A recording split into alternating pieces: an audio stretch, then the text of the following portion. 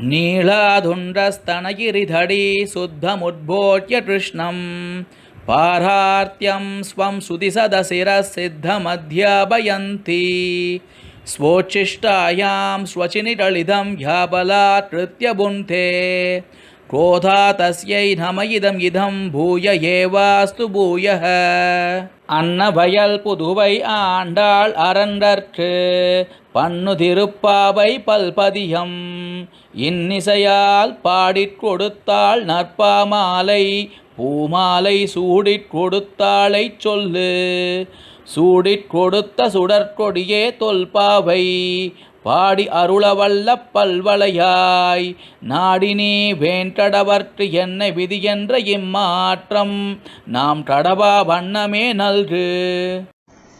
அடியேனி நமஸ்காரங்கள். 18வது பாசுரம்.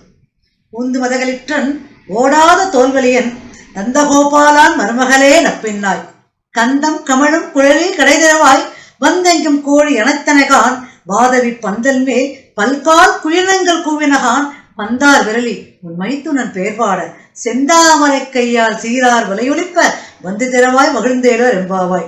இன்னைக்கு இந்த அழகான பாசுரம். இது 18வது பாசுரம் ஆண்டாளுடைய திருப்பாவையில. உண்டு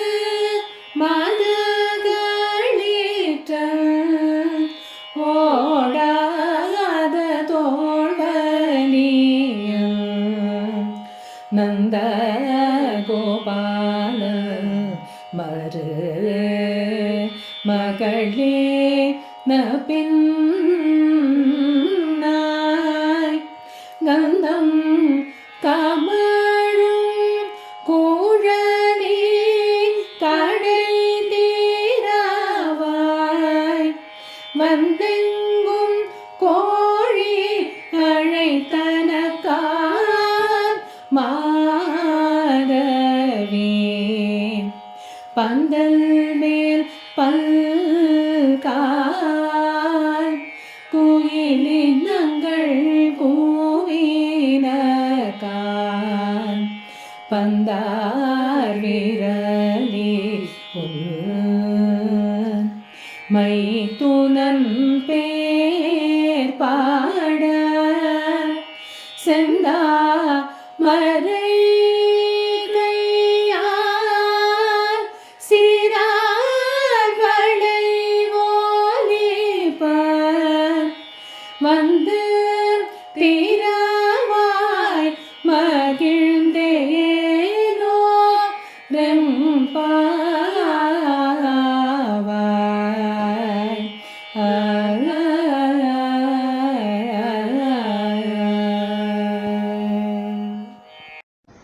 என்னன்னா இதுல ஆண்டாள் பாத்தீங்கன்னா, இப்போ ஆண்டாள் பெருமாளை பத்தி அவரோட விரதங்கள் இருக்கா. அந்த சுவாமிக்கு இந்த கிருஷ்ணரையே கணவனாக அடையணும் அப்படிங்கிற அந்த ஒரு குறிக்கோளோட விரதம் இருக்கா, எல்லாம் இருக்கா. அவ மட்டும் இல்லை. என்ன ஒரு ஆச்சரியம்னா, ஏதோ அவ மட்டும் இடமிருந்து பெருமாளை அடையல, எல்லாரும் சொல்றா.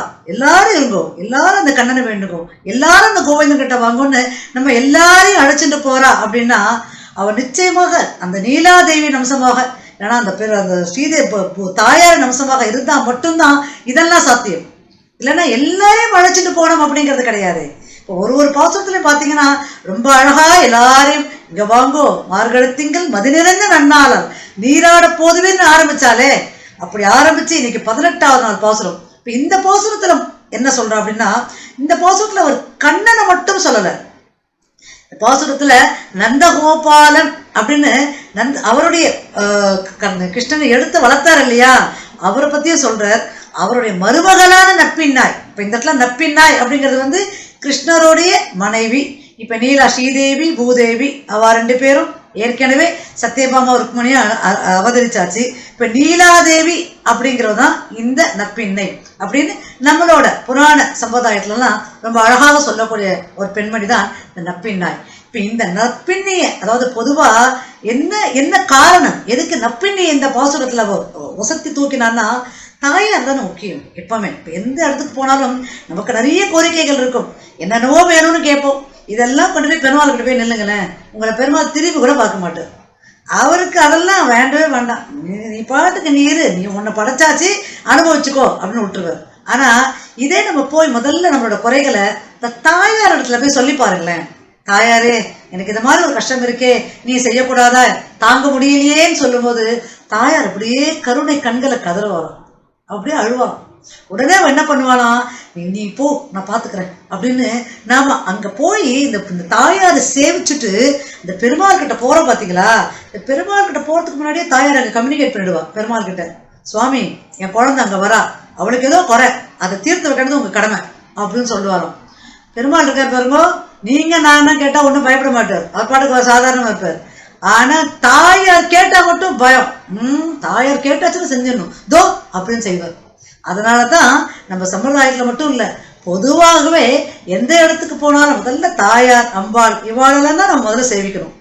இவாளை சேவிச்சு இவாளுடைய அனுகிரகத்தை பரிபூர்ணமா வாங்கினதுக்கு அப்புறம்தான் நாம நேர பெருமாளை போய் சேவிக்கணும் அப்படிங்கிறது தான் எல்லாரும் சொல்ற ஒரு விஷயம். அதுதான் எல்லாரும் பண்ணணும். இப்ப இந்த இடத்துல ஆண்டார் 30 நாள் விரதம் இருக்கா. எதுக்காக? இந்த பகவானை கல்யாணம் பண்ணிக்கணும்னு இருக்கா இல்லையா. அப்ப இந்த இடத்துல ஒருத்தரையா தனக்கு துணைக்கு அழைக்கிறான், எல்லாரையும் வேண்டிக்கிறான், அம்மா என்னை காப்பாத்துன்னு. அத மாதிரிதான் இந்த பாசுரத்துல முக்கியமாக நப்பின்னை அவளை முதல்ல இந்த மாதிரி எனக்கு செய், நான் இந்த விரதம் இருக்கேன், எனக்கு செய், எல்லாரும் வாங்கோ, எல்லாரும் எனக்காக அந்த கதவை திறக்கக்கூடாதா அப்படின்னு கேட்கக்கூடியதான ஒரு அற்புதமான பாசுரம் தான் இந்த பாசுரம். அப்ப இதுல நந்தகோபாலன் எங்க வந்தார், அது ஒரு கேள்வி இருக்கு இல்லையா. நந்தகோபாலன் அவர்தானே பேர்பட்டவர். அவர் என்னன்னா, இவருடைய இந்த வைபவங்களை கேட்கும் போது, அதாவது இவருடைய இந்த பிறவி வைபவங்களை கேட்கும் போது ரொம்ப ஆச்சரியமான விஷயமா இருக்கும். எல்லாரும் கேள்விப்பட்டிருக்கோம் இல்லையா, கோகுலத்துல நந்தகோபாலன் யசோதா ஒரு பெரிய பால் பண்ணை, அது ஒரு பால் கறந்து நெய்யாக்கி தயிராக்கி மோராக்கி விற்கக்கூடிய பெரிய பால் பண்ணை. இவர் தான் தலைவர் அதற்கு. அங்க இருக்கிறவா எல்லாருக்கும் இதுதான் ஒரு முக்கியமான தொழில். இதை பண்ணிட்டு இருந்தவாதான். அப்படிதான் இவர் யாதவ குலத்தை சேர்ந்தவர், அதாவது ஒரு ஆயர்பாடி தானா அப்படின்னு கேட்டா இல்ல. இப்ப இந்த ஆயர்பாடி அப்படின்னா சாதாரணமா யோசிச்சுப்பாங்களேன். ஒரு ஆயர்பாடியில இருக்கிற நந்தகோபாலனை ஓடாத தோல்வலியன் உந்துமதிகளற்றன் அப்படின்னு ஏன் சொல்றா ஆண்டார்? காரணம் இருக்கும் இல்லையா. ஏன்னா சாதாரணமா ஒரு ஆயர்பாடியில இருக்கிறவர் போய் நீ நல்ல பலவான், உனக்கு மிகுந்த தோள்களுடையவன், யானை வந்தாலும் ஒண்ணும் பண்ண முடியாது அப்படின்னா சொல்ல வேண்டிய அவசியமே இல்லையே. ஆனா சொல்றா. அப்படி சொல்றா அப்படின்னா அதுக்கு ஒரு முக்கியமான விஷயம் இருக்கு. இப்போ இந்த இவர் வம்சாவழி, அதாவது நந்தகோபாலன் வம்சாவழி பார்க்கும்போது யது அப்படின்னு சொல்லக்கூடிய யாதவ வம்சம், அதுல அவதரித்தவர் தான் நந்தகோபாலன். இப்ப யாதவ வம்சம் சொல்லும்போது 74 தலைமுறைகளுக்கு அப்புறம் வந்த வம்சம் இது. இப்ப நம்ம அனுபவிக்க போறது. இந்த 74 தலைமுறைகளுக்கு அப்புறம் விருஷ்ணி அப்படின்னு ஒரு ராஜா இருந்தார். அந்த விருஷ்ணின்ற ராஜாவோட 2 மகன்கள் தான் தேவமிதா மதிஷா, 2 பேர். இதுல இந்த தேவமிதா அப்படின்னு இருக்கார் பத்தியா, அவருக்கு பிறந்தவர் தான் பர்ஜன்யா. அந்த பர்ஜன்யாவோட மகன் தான் இந்த நந்தகோபாலன். இப்ப இவர் ராஜவம்சத்தை சேர்ந்தவர் தான். இதே மாதிரிதான் வசுதேவர். வசுதேவரும் இவரும் அண்ணன் தம்பி. வசுதேவரும் நந்தகோபாலும் அண்ணன் தம்பி. அதனால வசுதேவருக்கு அவதரித்த கிருஷ்ணர் நந்தகோபாலனால வளர்க்கப்பட்டார். வசுதேவருடைய ரோகிணிக்கு பிறந்த பலராமரும் இந்த நந்தகோபாலனாலேயே வளர்க்கப்பட்டார். அதான் அங்க இருக்கிற ஆச்சரியம். இதுல வசுதேவர் மதிஷா அப்படிங்கிற அந்த மகனுக்கு பிறந்து, அந்த மதிஷாங்கிற மகனோட பையன் சூரசேனன், அவனுக்கு பிறந்தவர் தான் அந்த வசுதேவர். அப்பேற்பட்ட ரிலேஷன்ஷிப் அவளுக்கு, நந்தகோபருக்கும் வசுதேவருக்கும். அப்ப இவ எல்லாருமே ராஜவம்சத்தை சேர்ந்தவா. அப்ப இவரை இந்த இடத்துல ஆண்டாள் சொல்றா இல்லையா, உந்துமதிகளற்றன். உந்துமதிகளற்றன்னா நல்ல பலவான், ஒரு மதம் பிடிச்ச யானை. ஓடி மதம் பிடிச்ச யானை ஓடி வரும்போது எல்லாரும் என்ன பண்ணுவா, அலறி அடிச்சுன்னு ஓடுவா இல்லையா. ஆனா இந்த இடத்துல ஆண்டாள் என்ன சொல்றனா, அத மாதிரி தோள்கள் உடையவன் அப்படிங்கிறதையும் தாண்டி ஒரு மதம் பிடிச்ச யானை ஓடி வரும்போது அந்த இடத்துல அப்படி அசராம நிப்பாராம் அவர். அவ்வளவு வீரம். அதை சொல்றாவோ. அப்பேற்பட்ட தோல் வலிமையுடைய நந்தகோபாலன்.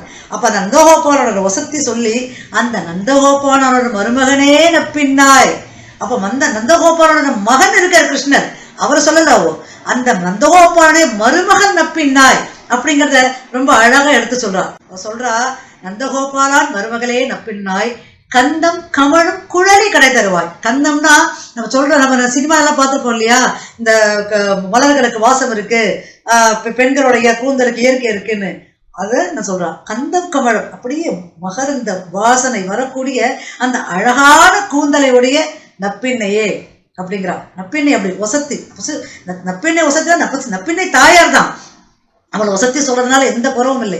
ஆனா இந்த இடத்துல ஆண்டாள் அவளை ஒசத்தி சொல்வதற்கும் ஒரு காரணம் இருக்கு இல்லையா? இப்ப கந்தம் கமழும் குழலி கடை திறவாய், வந்து திறக்கக்கூடாதா கதவை, வந்தெங்கும் கோழி அணைத்தனகான், இவ்வளோ நேரம் தூங்குறியே, கோழி காலையில எது கூவும், சேவல் தான் கூவும், சேவல்லாம் கூவி முடிச்சுடுத்து. இந்த கோழிகளும் நீ நீ வந்தியா, நீ கண் உறங்கி கண் எழுதியா, கிருஷ்ணர் கண் எழுதிட்டாரான்னு வந்து வந்து வந்து வந்து பார்த்துட்டு போறது, நீ வந்தெங்கும் கோழி அப்படியே உன்னை வந்து அழைக்கிறது, அதை நீ பார்க்கலையா அப்படின்னு கேட்கிறான். மாதவி பந்தல் மேல் பல்கால் குயிலினங்கள் கூவினகான். மாதவி பந்தல் அப்படிங்கிறது நிறைய மலர்களோட கூடிய ஒரு பந்தல். அது அந்த பந்தல் மேல நிறைய குயில்கள், ஏன்னா மலர்கள்லாம் இருக்கும்போது அப்படி குயில் இருக்கும் இல்லையா, அழகழகான சின்ன சின்ன சின்ன சின்ன குயில்கள்லாம் அப்படியே கூவுறதான். கூவுறதுனா குயில்கள் கூவுறதுன்னா அது பாராமலே இருக்கும் இல்லையா, இந்த கூ கூ கூ கூவும்போது அவ்வளோ அழகா அதனோட இசைக்கிறது. அது உன் காதல விழலையா, அது கூடவா உன் காதல விழலை அப்படின்னு கேட்கறான். எல்லாம் கூவின் இருக்கு, உன்னை பார்க்கணும் தானமா கூவின் இருக்கு. பந்தார் விரலி, இந்த இடத்துல பந்தார் விரலி அப்படின்னு சொல்லும் போது இந்த பந்து இருக்கு இல்லையா, இப்போ கிருஷ்ணர் வந்து பொதுவாகவே கிருஷ்ணலீலால பார்த்தீங்கன்னா அவருடைய அந்த வைபவங்களை நமக்கு சொல்லி மாறாரு.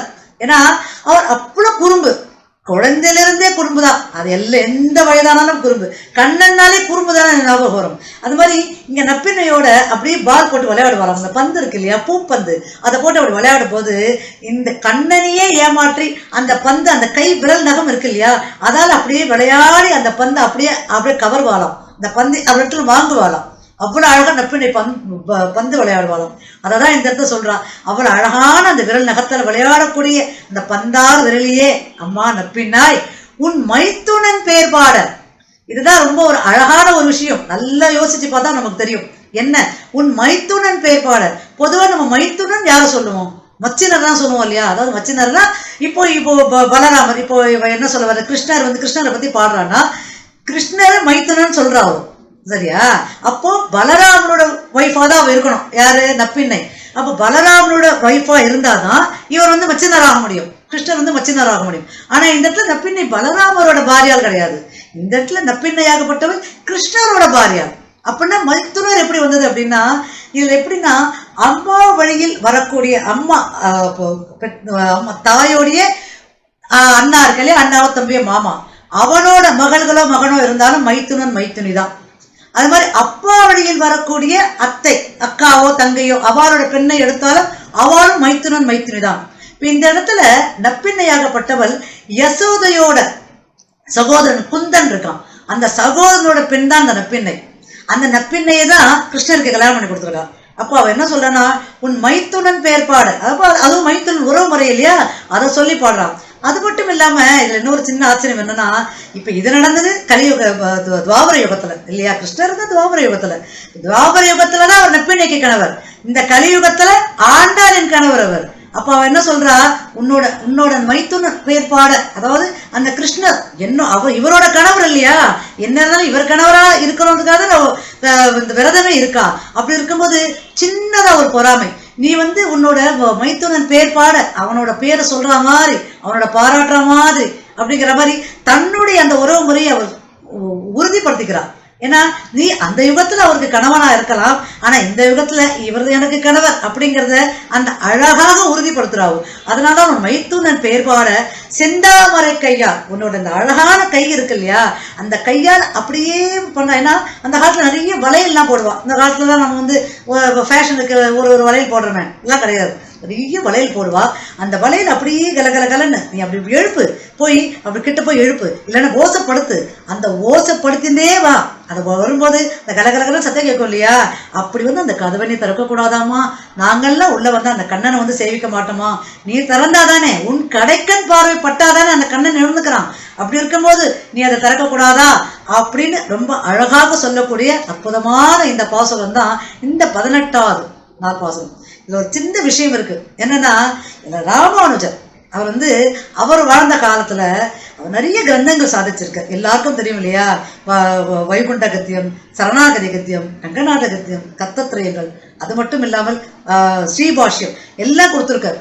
இதுக்கு எல்லாத்துலயும் வராத ஒரு பேர் அவருக்கு இந்த திருப்பாவையினால் வருது. என்ன பேர்னா திருப்பாவை ஜீயர் அப்படின்னு ரொம்ப பிரசித்தியா சொல்லுவாராம் எல்லாமே. ஏன்னா எப்பவுமே திருப்பாவையை சொல்லிட்டே இருப்பாராம். ஆண்டாரோட அண்ணனாக வரிக்கப்பட்டவர் இல்லையா அவர். அதனால அந்த திருப்பாவை பாசனங்களை சொல்லிகிட்டே இருப்பார். இப்பவுமே என்ன பண்ணுவார், காலையில் மார்கழி மாதம் எல்லா நாளுமே அப்படிதான், மார்கழி மாதத்துல அப்படியே எழுந்து திருப்பாவை பாசனங்கள் அந்த வீதி வெளியில் அப்படியே சொல்லிகிட்டே போவார். அந்த இடத்துல பெரிய நம்பிக்கை சுவாமிகள் இருக்கா இல்லையா, அவருடைய திருமாளிகை. எப்பவுமே பெரிய நம்பிக்கை சுவாமிகள் வந்து திருப்பூர் சம்பந்தம் உடையவர். அவர் ராமானுஜருக்கு பஞ்சசம்ஸ்காரம் பண்ணி வைத்தவரே அந்த ஆச்சாரியன் தானே. அந்த பெரிய நம்பிக்கை சுவாமிகளோட அந்த அவரோட திருமாளிகை வரும்போது ராமானுஜர் போய் அங்கே போய் நிற்பாராம். இப்போ நின்று சேவிச்சுட்டு வரும். அது மாதிரி சேவிக்கும் போது ஒரு நாள் என்ன பண்ணாராம், அப்போ அங்கே போய் நின்னாராம். அப்படி நின்ன உடனே கலகல கலகலன்னு அந்த வளைய சத்தம் கேட்டு அப்படியே அத்தோட அப்படியே கதவை திறந்தான். என்ன பண்ண ராமானுஜர் நின்றுந்தவர் அப்படியே பார்த்துட்டு அப்படியே மயக்கம் போட்டு கீழ் விழுந்துட்டாராம். என்ன பண்ணதே தெரியல. அத்துழா யாருன்னா பெரிய நம்பி சுவாமிகளோட திருக்குமாரத்தி. என்னது இது, நம்ம கதவை தானே திறந்தோம், இப்படி விழுந்துட்டாரே, மாமா ராமானுஜ மாமா ராமானுஜ மாமான்னு கூப்பிடுறா, எழுந்திருக்கவே இல்லை, அப்படியே மயக்கம் போட்டு விழுந்திருக்காரு. பயந்து போயிட்டா. உடனே பெரிய நம்பி சுவாமி கிட்ட போனாலாம். அப்பா இந்த மாதிரி வாசல்ல ராமானுஜ சுவாமி வந்தார், நான் போய் கதவை திறந்து விழுந்து கிடக்கிறாரப்பா அப்படின்னு. உடனே பெரிய நம்பி சுவாமி எட்டி பார்த்தாராம். சரிம்மா ஒன்றும் பயப்படாதம்மா, அந்த தண்ணி எடுத்து மூஞ்சில் தள்ளி அவர் எழுந்துருவார் அப்படின்னு. என்னப்பா இவ்வளவு அசாத்தியா சொல்றீங்களோ, அப்படி என்ன ஆச்சுன்னு தெரியல இவர்களா. ஒன்னும் ஆயிருக்காதுமா, அவர் திருப்பாவை பாசுரங்கள் பாடி வந்துருப்பார். இந்த ஊந்துமதியிட்டன் ஓடாத தோடு நன்னோகப்பாளான் மருமகளே நப்பின்னாய், இந்த பாசுரத்துல சீரார் வலியுழைப்ப செந்தாமரை கையால் அப்படின்னு பாடியிருப்பார். இதை பாடினதுக்கும் நீ வந்து அந்த கதவை திறந்ததுக்கும் உன்னையே நப்பின்னையா நினைச்சு இந்த கிருஷ்ணன் வருவானோன்னு மயக்கப்பட்டு வந்துட்டாருமா. அதனால யாருக்கெல்லாம் கவலைப்படாத, தண்ணி தெளிச்சு எழுப்பிடணும். இவளுக்கு ரொம்ப ஆச்சரியமா போயிடுதான். ஓ இப்படி கூட இருக்குமோடு சரின்னு நேரா போய் ராமானுஜர் முகத்துல தண்ணி தெளிச்சு அப்படியே போயிடணும். அவர் நப்பிண்ணை அம்மா கிருஷ்ணரங்கம்மா கேட்க ஆரம்பிச்சிட்டாராம். உடனே அவ வந்து அத்தோட வந்து அம்மா நான் ராமானுஜமா நான் அத்தோடான்னு தான் வந்தாராம். அப்பதான் அவ அப்படியே ஒத்து பார்த்தாராம், என்ன மன்னிச்சிருமான்னு. அதாவது இது எதுக்கு சொல்றேன்னா, அந்த ஆச்சாரிய சிஷ்ய சம்பந்தம். இவர் மயக்கம் போட்டு விழுந்தாலும் அவர் பயப்படல. அவருக்கு கண்டிப்பாக தெரியும் இந்த பாசுரத்தை சொல்லும் போது அவர் கதவை திறந்ததுக்கும் இந்த பாசுரத்தினால அவர் விழுறதுக்கு தான் சரியா இருக்கும் அப்படிங்கறது அவர் எவ்வளவு தெளிவாக தெரிஞ்சு வச்சுருக்காரு பாருங்க. இதுதான் அதுல இருக்கிற ஆச்சரியம். அப்பேற்பட்ட அற்புதமான பாசுரம் இன்னைக்கு இந்த 18வது நாள் பாசுரம். இந்த பாசுரத்துக்கு திவ்யதேசம் எது தெரியுமோ, இரண்டாவது திவ்யதேசமான திருக்கோழி என்னும் உறையூர். இது திருக்கோழியூர் அப்படின்னு சொல்லுவா. சரி, இந்த 18 நாள் பாசுரத்துல என்ன சொல்ற ஆண்டாள், ஒன்று மதிகளற்ற ஓடாத தோல்வலின்னு நந்தகோபானுடைய புகழ்ந்துட்டு நந்தகோபாலன் மருமகனான நப்பின்னையே புகழற மாதிரியான பாசுரங்கள். இப்ப இந்த நப்பின்னையை, அதாவது நப்பின்னை யாருன்னா சாட்சாத் இந்த நீலாதேவியின் அம்சம். இப்ப துவாபரயுகத்துல எப்படி நீலாதேவியின் அம்சமோ அப்படித்தான் இந்த கலியுகத்துல ஆண்டாலும் நீலாதேவியின் அம்சம் தானே. அதனால இந்த இடத்துல அந்த நீலாதேவியை 2 பாசுரங்களால ரொம்ப புகழ்ந்து சொல்லுவா. அப்போ இது தாயாருக்கு உண்டான பாசுரம் இல்லையா. அப்படி தாயாருக்கு உண்டான பாசுரம் அப்படின்னு இருக்கும்போது இதற்கு சரியான திவ்யதேசம் எது தருமோ இந்த திவ்யதேசம் தான். ஏன் அப்படின்னா, இந்த திவ்யதேசத்துல இருக்கிற தாயார் பேர் தெரியுமா, கமலவல்லி அப்படிங்கிற ஒரு அழகான திருநாமம். இப்ப இந்த திவ்ய தேசத்துல வந்து பெருமாள் அரங்கநாத பெருமாள் தான். ஏன்னா இங்கேருந்து திருச்சி வந்து ஸ்ரீரங்கம் வந்து ஒரு சுமார் 1.5-2 கிலோமீட்டர்ல தொலைவில் தான் ஸ்ரீரங்கத்துல இருப்பார் பெருமாள். பெருமாள்ல இருக்கிற தாயார் இருக்கா இல்லையா, ரங்கநாயகி தாயார், அவள் வந்து படிதாண்டா பத்தினி. இங்க என்ன பண்ணுவார் இந்த பெருமாள் அரங்கநாதன், இந்த திருக்கோயில்ல கமலவல்லி தாயாரை பார்க்கறதுக்காகவே இந்த தை மாதத்தில் வரக்கூடிய திருவிழாக்கள் இருக்கு இல்லையா, அப்போ இந்த 10 நாள் உற்சவம் நடக்குமே, அந்த சமயத்துல தாயார் பெருமாள் என்ன பண்ணுவாராம், அங்க ஸ்ரீரங்கத்திலிருந்து கிளம்பி இந்த திருக்கோழியூர் அப்படிங்கிற இந்த அழகான திவ்ய தேசத்துக்கு வந்து இங்க தாயாரோடு இருந்து தாயாரை திருமணம் செய்து கொள்வதான அற்புதமான திவ்ய தேசம் தான் இந்த திருக்கோழியூர் சொல்லக்கூடிய இந்த திவ்ய தேசம். இது வந்து உறையூர் சொல்லுவா இல்லையா, அந்த காலத்துல சோழ மன்னர்கள்லாம் இந்த இடத்துல இந்த திவ்ய தேசத்தை இந்த உறையூரை தான் தலைநகரமாக கொண்டு வாழ்ந்தா. ஏன்னா இது அப்பேற்பட்ட ரொம்ப பிரசித்தி பெற்ற ஒரு ரொம்ப வீரமிகுந்த மக்கள் இருக்கக்கூடிய ஒரு அழகான திவ்ய தேசம் தான் இந்த உறையூர் சொல்லக்கூடிய திருக்கோழியூர். அதனாலதான் இந்த இடத்துல, ஏன்னா அந்த இடத்துல ஆண்டார் வந்து நப்பிண்ணையை புகழ்ந்து சொல்றா இல்லையா. இப்ப இந்த பாசுரமும் இதற்கு அடுத்த 19வது பாசுரமுமே நப்பிண்ணைக்கு உண்டான பாசுரம் தான்.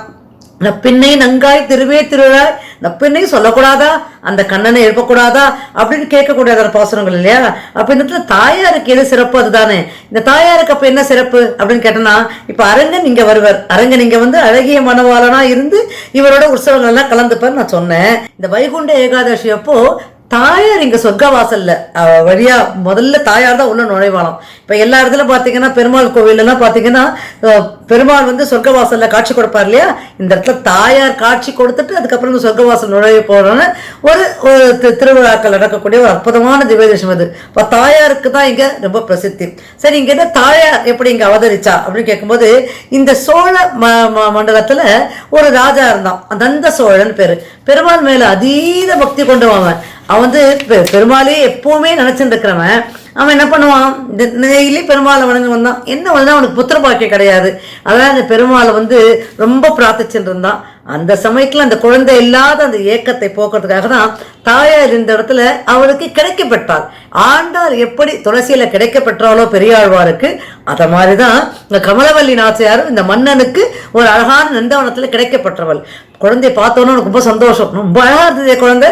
அதை அப்படியே எடுத்து வளர்த்து அது திருமணம் செய்து வைக்கிறோம் அப்படின்னு நினைக்கும் போது, அவள் அதாவது கமலவல்லி தாயாராகப்பட்டவள் அந்த அரங்கனையே தன் கணவனாக நினைத்ததுனால, அரங்கன் வந்து ஏன்னா அவளே நீலாதேவியின் அம்சம் தானே, அவருக்கு நினைச்சதுனால அரங்கன் திருவரங்கன் என்ன பண்ண, இந்த ராஜாவோட கனவுல இருந்து பெரியாழ்வார் கனவுல வந்த மாதிரி ராஜாவோட கனவுல வந்து கமலவல்லி நாச்சியார் என்னை சேர்ந்தவள், அவள் எனக்கானவள், அவளை உடனே ஸ்ரீரங்கத்துக்கு அழைத்துன்னு வந்து எனக்கு திருமணம் செய்து வை அப்படின்னு சொன்ன உடனே கமலவல்லி தாயார் அங்க அழைச்சிட்டு போய், அதாவது ஸ்ரீரங்கத்துக்கு அழைச்சிட்டு போய் அந்த இடத்துல அந்த பெருமாளோட ஜோதி ரூபத்தில் ஐக்கியமானாள் அப்படிங்கிறத இந்த இடத்துல சொல்லப்படுகிற அற்புதமான புராண வரலாறு. அதனாலதான் இந்த திவ்ய தேசத்தை நப்பின்னைக்காக எடுக்கப்பட்ட இந்த திவ்ய தேசம் நிச்சயமா ஆண்டாள் இந்த திவ்ய தேசத்திற்கு தான் மங்களாசாசனம் செய்திருப்பாள். ஏன்னா அவளுடைய அந்த பக்தியில எப்படி அவள் அரங்கனை அடைந்தாலோ அப்படிதான் இங்க இருக்கிற தாயாரும் இந்த அரங்கனை, இந்த அழகிய மணவாளனை அடைவதற்காகவே தவமிருந்து இந்த இடத்துல அந்த அரங்கனை சென்றடைந்த அற்புதமான திவ்ய தேசம். அதனால அங்க கிருஷ்ணருக்கு எப்படி நப்பெண்ணையோ இங்க ஆண்டாளுக்கு எப்படி கிருஷ்ணரோ அப்படிதான் அங்க இருக்கிற திருக்கோழியூர் அப்படின்ற திவ்ய தேசத்துல அந்த பெருமாள் கமலவல்லி தாயாருக்கு அந்த பெருமான் அழகிய மணவாளனாக வர வேண்டும் அப்படின்னு நினைத்த அற்புதமான திவ்ய தேசம். அப்படி இருக்கும்போது இந்த திவ்யேஷத்துக்கு ஆண்டாள் மங்களாசாசனம் செய்திருப்பல். அதனால இன்னைக்கு இந்த திவ்யேஷம் உங்களுக்காக எடுத்து சொன்னேன். உங்களுக்கு வேற ஏதான திவ்ய தேசங்கள் தோன்றுச்சுன்னா அதை உடனே நீங்களும் எனக்கு கமெண்ட் பாக்ஸில் போடுங்க. நாளைக்கு 19ஆம் நாள் பாசுரத்தோடு உங்களை வந்து மீண்டும் சந்திக்கிறேன். நன்றி, வணக்கம். கவிதாக்கிர சிம்மாய கல்யாண குணசாலினே ஸ்ரீமதே வெங்கடேஷாய வேதாந்த குரவே நமக.